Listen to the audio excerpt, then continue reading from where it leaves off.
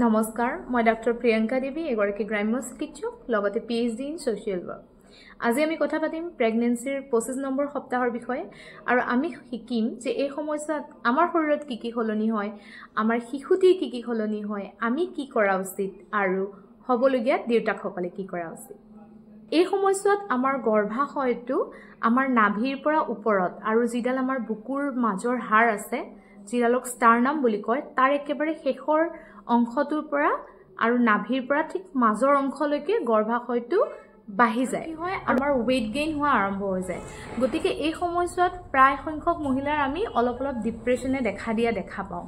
কাৰণ আমাৰ ওয়েটটো লাহে লাহে বাঢ়িব আৰম্ভ কৰে আমাৰ প্ৰেগনেন্সিৰ ডেলিভাৰী প্ল্যানিংক লৈ কিছুমান কনফিউজন থাকে বা ষ্ট্ৰেছ থাকে আৰু লগতে আমাৰ পিঠিবিষ আৰম্ভ হৈ যায় কেতিয়াবা হাত ভৰি জিনজিনাই কেতিয়াবা নাৰ্ভবোৰ কম্প্ৰেছ হৈ যাব পাৰে আৰু লগতে বিভিন্ন হৰমনৰ খেলিমেলিৰ কাৰণে বিভিন্ন সমস্যাৰ কাৰণে আমি কেতিয়াবা আমি অলপ লো ফিল কৰো বা আমি ডিপ্ৰেছন জনক স্থিতি এটা অনুভৱ কৰিব পাৰো কিন্তু আমি এই সমূহ সকলো বাদ দি আমি নিজকে কমপ্লিটলি হ্যাপি ৰাখিব লাগে ষ্ট্ৰেছ ফ্ৰী ৰাখিব লাগে আৰু লগতে পজিটিভ ৰাখিব লাগে এতিয়া আমি জানো হওক যে এই সময়ছোৱাত আমাৰ শিশুটি কি হলনি হয় এই সময়ছোৱাত আমাৰ শিশুটি প্ৰায় 13 ইঞ্চ দীঘল আৰু 700 গ্ৰাম ওজনৰ হৈ পৰে আৰু লগে লগে ইয়াৰ যেটো চকুৰ ভাল মুদিলেও লাইটৰ প্ৰতি যেটো সেনসিটিভিটি অৰ্থাৎ পোহৰৰ অনুভৱটো কৰিব পাৰে কাৰণ ৰডছ আৰু কনছ চকুত ডেভেলপড হৈ যায় আৰু ইয়াৰ লগে লগে শিশুটিৰ লাংছ দুটা আৰু ব্ৰেইনটো খুব সোনকালে গ্ৰোথ হোৱা আৰম্ভ হৈ যায় এতিয়া আমি জানোৱা হওক যে এই সময়ছোৱাত আমি কি কৰা উচিত এই সময়ছোৱাত বিশেষকৈ মাক গৰাকীয়ে সদায় নিউট্ৰিশন থকা খানা আৰু প্ৰটিন থকা খাদ্যটো ভালকৈ গ্ৰহণ কৰা উচিত লগতে এটা ব্যালেন্স ডায়েট যিটোৰ বিষয়ে যথেষ্ট ভিডিও আপোনালোকে পাব যে আমি এটা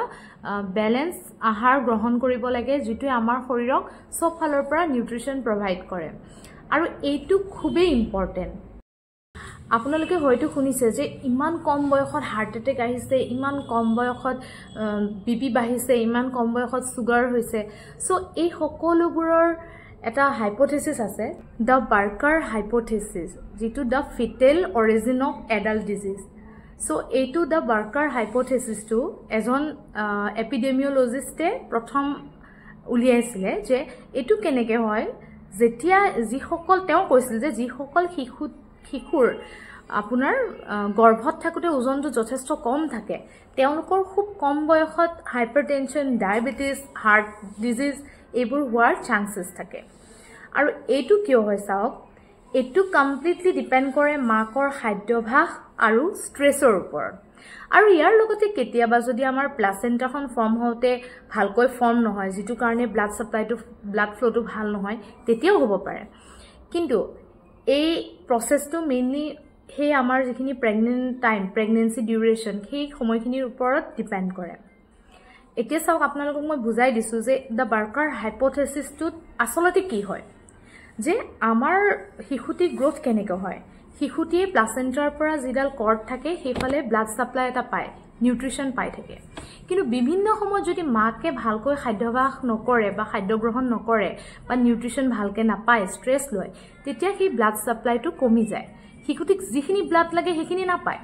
কিন্তু সেইখিনি নাপালেও আমাৰ নেচাৰে কি কৰে শিশুটিক সাৰ্ভাইভ কৰিবৰ কাৰণে সেই ব্লাড ফ্লোটো ভগাই দিয়ে আৰু ভগাই এনে ধৰণে যে শিশুটিৰ ব্ৰেইন ডেভেলপমেন্ট হোৱাটো বেছি ইম্পৰ্টেন্ট কাৰণে ব্ৰেইনৰ ফালে ব্লাড ফ্লোটো বঢ়াই দিয়ে আৰু তাৰ ফলস্বৰূপে কি হয় বাকিখিনি অৰ্গানত ব্লাড ফ্লোটো কমি যায় আৰু সেয়ে খুব কম বয়সতে শিশুটিৰ কি হয় বিভিন্ন ধৰণৰ ৰোগ হ'ব পাৰে আৰু ইয়াৰ লগে লগে কি হয় আমি সাধাৰণতে কি কৰে যেতিয়া শিশুটি জন্ম হয় ওজনটো কম আছে এতিয়া তাক ভালকে খুৱাব লাগিব সোনকালে গ্ৰোথ কৰাব লাগিব ইমান কম ওজনৰ হৈছে তেতিয়া আমি পুৰা জোৰ জবৰদস্তি ওপৰাওপৰিকে আমি শিশুটিক ফিডিং কৰাও জলদি বা বিভিন্ন খানা প্ৰভাইড কৰো কিবা কৰো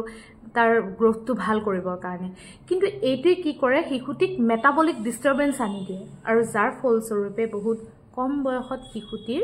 এই ৰোগসমূহে দেখা দিয়ে এতিয়া আমি জানিম যে এই সময়ছোৱাত আমি কি কৰা উচিত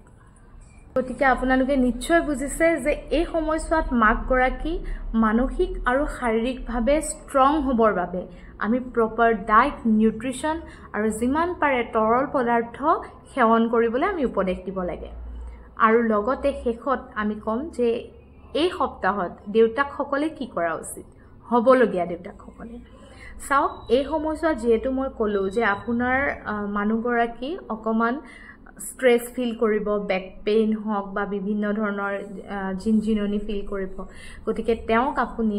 মানসিক এটা ছাপৰ্ট দিয়াটো খুবেই জৰুৰী আৰু লগতে তেখেতক প্ৰপাৰ ডায়েট মেইনটেইন কৰিবলৈ দিয়াটো খুবেই জৰুৰী আৰু আপুনি সেইসমূহত গুৰুত্ব দিয়াটো প্ৰয়োজন